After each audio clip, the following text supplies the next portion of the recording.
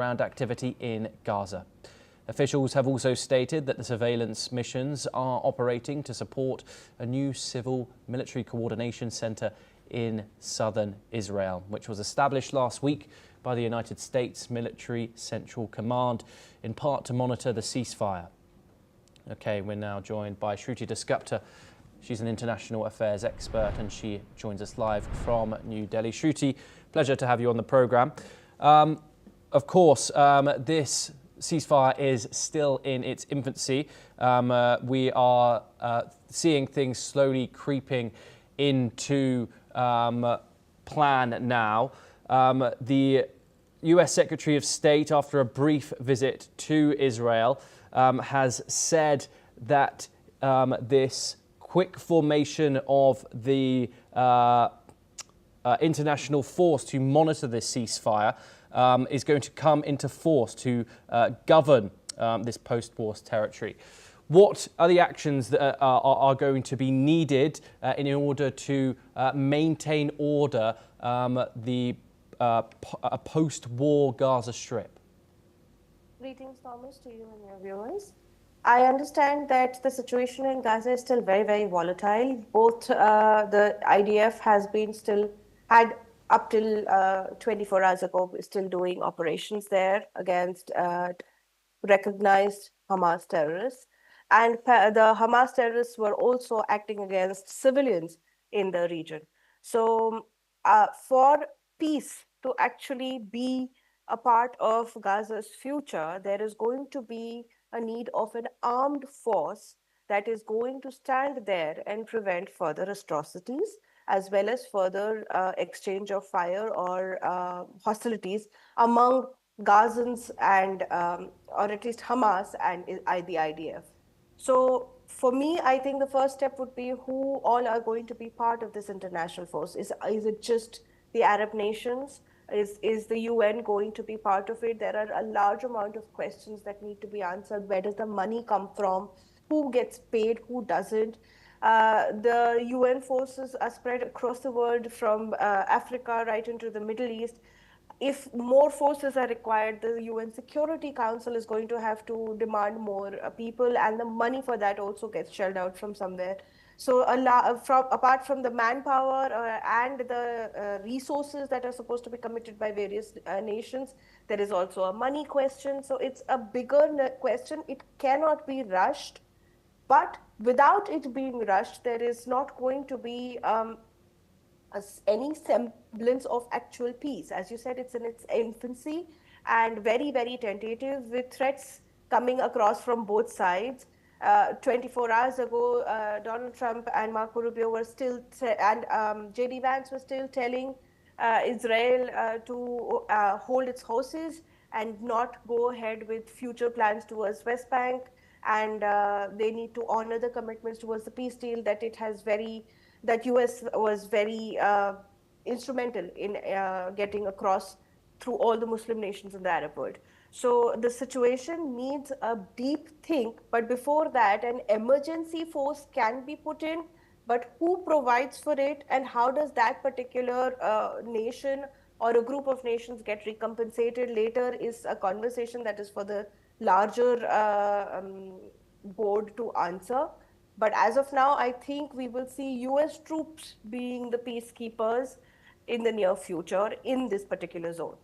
Shruti, can the US be trusted to be a peacekeeper here? Should there be a possible Arab state possibly come in here in order to balance things out? After all, aid is not in full flow. 600 trucks a day are promised in that peace deal, with only approximately 98 coming in a day. Also, of course, 98 people have been killed in Gaza in that first 12 days of that ceasefire being enacted. Yes, of course, you can look at those statements released by the United States about the West Bank and say that is the United States being pushed against Israel. However, not much coming out of the Trump administration about Israel's actions inside Gaza. So would it be a possible good idea for maybe another player along with the United States to come in along with Washington? I would like to see another player, but then again, we have a neutral party question. If you're going to talk about Arab forces, we've recently seen that Saudi Arabia has had to hire out forces from Pakistan and Bangladesh for a while. Of course, no deal has been signed. They've been trying to look for a spot to along the border of Saudi Arabia. So the Arab forces are not really, in terms of military-wise, that widespread. So they would not be a big part of this particular zone. The European forces are stretched and they are also tense due to the Russia-Ukraine situation in Europe. So who actually provides the manpower here is a good question. And unfortunately, despite there being a question of neutrality, because US has backed IDF and Netanyahu and Israel on Gaza, militarily as well as politically, there is no other choice that we can have. Egypt, I believe, is an option, but Egypt stands firmly in the camp of Israel, and I do not know whether the pro-Palestine faction would be happy with the deployment of just Egypt or maybe Syrian forces. Okay, Shruti, do stay with us as we have further news coming out of West Asia. We move over to the West Bank, where the annual olive harvest, a lifeline for thousands of Palestinian families, is once again being overshadowed by a surge in settler violence across the Palestinian territory. Farmers have stated that their trees are being cut, fruit stolen and access roads blocked by armed settlers operating under the protection of Israeli forces. A Palestinian farmer, village council member and a minister of the agriculture have reacted to the situation. Let's take a listen in to their statements. بسكن في هذا البيت منذ 50 سنة تقريبا بسبب تصاعد هجمات المستوطنين علي على البيت اضطريت أحط شبك عسكري مثل هذا حماية لبيتي ولأولادي. يعني أنا بطلع على شغلي بظل أمي وأبوي وأولاد صغار ونساء، فهذا بحميهم قدر المستطاع من هجمات المستوطنين. أصدروا قرار رسمي بمنع الوصول إليها بدواعي أمنية. طبعا احنا احتجينا، رفعنا شكوى على أساس أن نعيد زراعة أراضينا، يعني مش بهذا الشكل. يعني هو الدواعي الأمنية يعني لحد بدك تقطع لحد أو تمنع لحد 50 متر 60 متر عن الشارع، عن شارع ألون. كيف بتمنع حوالي 500 متر أو كيلو؟ كيف أنت بتقطع أشجار الزيتون على بعد كيلو من الشارع؟ هل هذا فيه دواعي أمنية؟ هذا مش دواعي أمنية، هاي دواعي تهجيرية. منذ أكتوبر المنصرم وثقت الوزارة تدمير أكثر من 15,000 شجرة زيتون في إطار سياسة ممنهجة تهدف إلى اقتلاع المزارعين وقطع سبل عيشهم، مما ينعكس سلبا على الأمن الغذائي والإنتاج المحلي واستقرار الاقتصاد وتدهور الظروف المعيشية لآلاف الأسر الفلسطينية. Meanwhile, rights groups and the United Nations have condemned the escalation, describing it as part of a broader pattern of intimidation aimed at driving Palestinians off their land. Israel's military has pledged to investigate, but local leaders say enforcement remains negligible. With over 90,000 families depending on olives as a main source of income, the violence has turned what should be a season of livelihood and heritage into another front of daily struggle. A stark reminder that the conflict's roots run as deep as the trees themselves.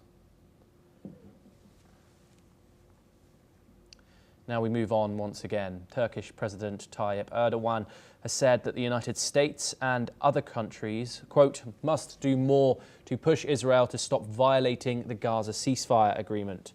Erdogan has used global action, including the possible use of sanctions or halting arms to Israel.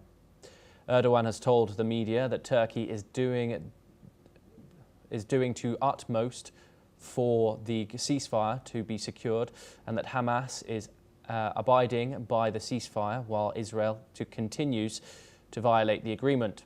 Turkey has said that it would join a task force to oversee the implementation of the ceasefire and that its armed forces could serve in a military or civilian capacity if needed.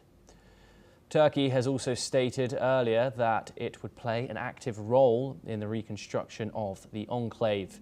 Turkey's increased role in mediating the conflict has followed a meeting last month between Erdogan and US President Donald Trump at the White House. We're once again joined by Shruti Dasgupta. Shruti, could you tell us a little bit about more about Turkey's role, his alliance towards the Palestinian cause, and of course his criticism towards the Israeli state? Well, if we look at historically, Thomas, the Palestinian West Bank zone as well as the Gaza area was completely under the Ottoman rule before the British mandate after the First World War. So Turkey historically feels that it has rights, if not rights to the land,